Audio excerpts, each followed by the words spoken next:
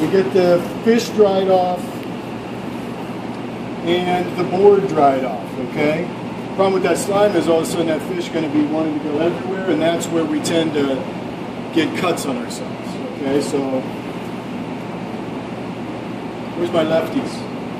Okay, so the directionality of the fish when you first start to cut is determined by whether you're right or left-handed. So whatever hand you hold your knife in is the way the fish should be swimming. So I'm right-handed, my fish is going to swim to the right. Also, I have my fish on the front of the cutting board.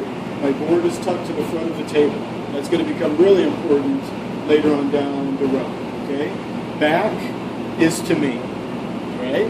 So, as I'll say to you every time I cut chickens with you, there's a lot of ways to skin a cat, isn't there? Okay? So, here's a way to cut trouts.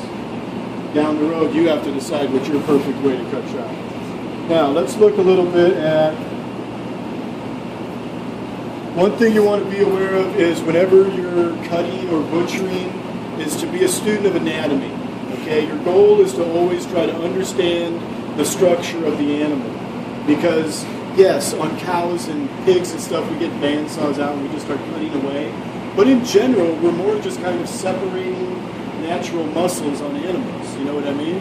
So the more we can understand how it's put together, it really becomes follow the dotted line when it comes to cutting. So if we look, we can see that there's a line right down the center of that fillet. That line right there tells you where the spine is located. The spine is directly below that. And if I look inside, there's the spine right there. Okay? Right down the center. So really, what we have is the spine. We just pretty much got these two fillets slapped on either side of that spine. Right? You know, so in theory, I just need to get my knife in there and cut down that spine and release that fillet. Correct? We see that where there are scales, there are meat.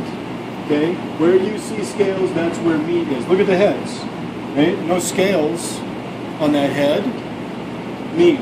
So we see that we have a collar right there where this fin is. There's some hard collagen there, and that's called the collar here, right where the gill would be. And you can see that's where the meat starts, behind there. But notice how the meat actually goes pretty much up to the top center middle of the head. Okay? That meat is not going up and down. That meat is at an angle this way up toward the top. And so our first cut, because our job is to maximize our product, right? We want to get the most back that we can to make the proper amount of money. So my first cut, I'm going to put my knife right behind that collar, where the meat's starting at the top. I like to just hold this fin up, just to get this thing out of my way. And what I do is I just pull my knife back at an angle until I get to that spine. And once I get to that spine, I don't cut through the spine itself. Once you hit it, then just draw your knife back, okay? And then what I like to do is just completely open this up. Now when you look inside, we should be able to see that the cut itself is all the way down to the spine, okay? Because that's where we got to get to maximize that portion. So at an angle under, we feel the spine, we just pull the knife back out, and then a little snip in order to completely separate that. Okay, yeah? Yes, Chef. See, I do that every now and again to make sure you're all listening. All right, now here's the problem. The problem is now that my knife is at an angle like this, but I need my knife to be at an angle like this. Now, first thing we would think is, well, just turn your knife over. But the problem there is we're going to scrape, tear, and beat that meat up, right? So we don't want to do that. The reason your knife has length, the reason any knife would have length, is because it wants to have motion. So the longer the knife, the more motion, right, that it wants to use. So when I turn that knife around into position, notice that I'm always just sliding that knife forward and back to make sure I'm getting clean cuts. All right? So, we noticed when we looked inside of here that we have ribcage bones, right? Now these ribcage bones are just laying on top of the meat. Okay, they're not going into the meat. They're just laying right on top. But if you see, if I try to just start coming across now, I mean, what's going to happen? I'm just going to tear into that belly and beat it up. And right now, you can imagine those bones are at an angle like this. And so I'll be cutting through that bone like dead center and just abusing this board. So what I want those to do is I want them to stand straight up so that I can just snip right below them like asparagus out in the garden, right? So in order to do that, all I want you to do is just lift the flap, not pull on the flap. This isn't a slice and pull thing at all. This is just lifting it up so that the rib cage bones are standing at attention. Because at the base of those rib cage bones, that's the spine. And so if I ride my knife along that spine, I'm just going to snip right through the base of those bones to release it. Okay? So let's keep talking about all the problems that we have right now. The other problem, it's not really a problem, it's an understanding, is that when we are cutting or working, we should always be thinking about keeping our elbows into our body. Okay? Elbows in. If you ever feel your elbows going out, then there's something wrong with what you're doing. Okay? Now, the knife does not enjoy being perpendicular to anything. Okay? The knife wants to be at an angle. It does its best work. Whenever we see a curve to our blade, it means that angles are going to be better. Straightness on blades are like up and down things. So again, we want it to move. Well, if I hold my knife properly, you can see that that knife is perpendicular to my fish. And even if I put my elbow out and try to control that, eventually my elbow's coming home because that's where it wants to be. So instead of trying to control that knife so much, all I do is angle my body, right? So if I angle my body to the fish, I get the angle on the knife. If you'll notice the first cut you made, the fish really shows you the proper angle that your knife should be at.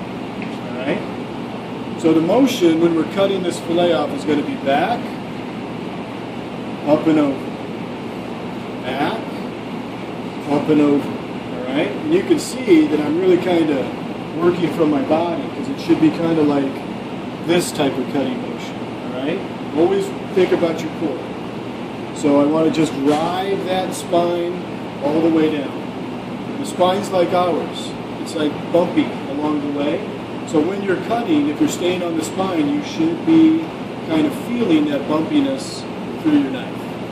So let's see if I can pull this off and not embarrass myself. So, over, right? And then I keep my knife moving.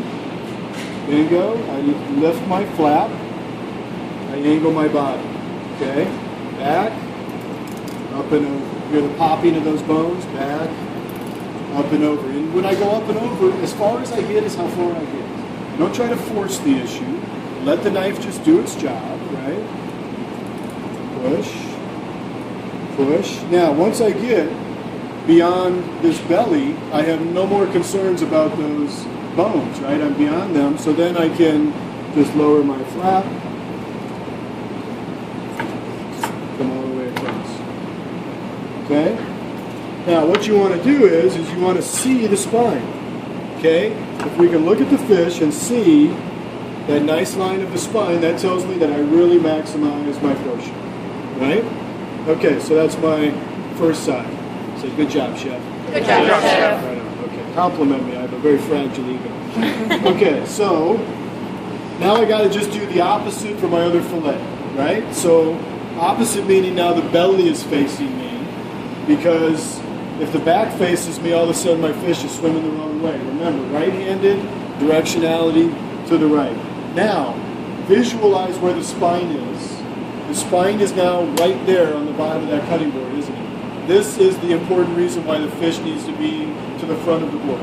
Because if the fish was up here, and I'm working with this knife, notice that the tang of the knife is causing there to be,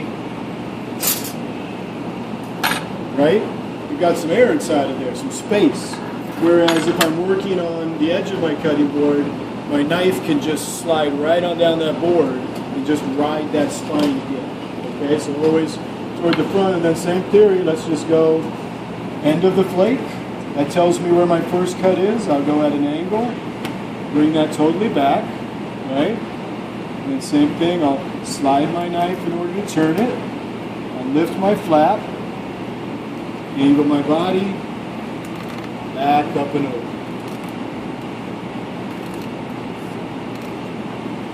Now there's this little fin right here on the second side that can sometimes be problematic.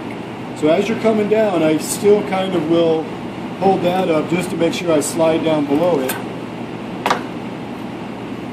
And fillet number 2. Okay? That's pretty good. I did a good job. All right. So that's stage 1. All right?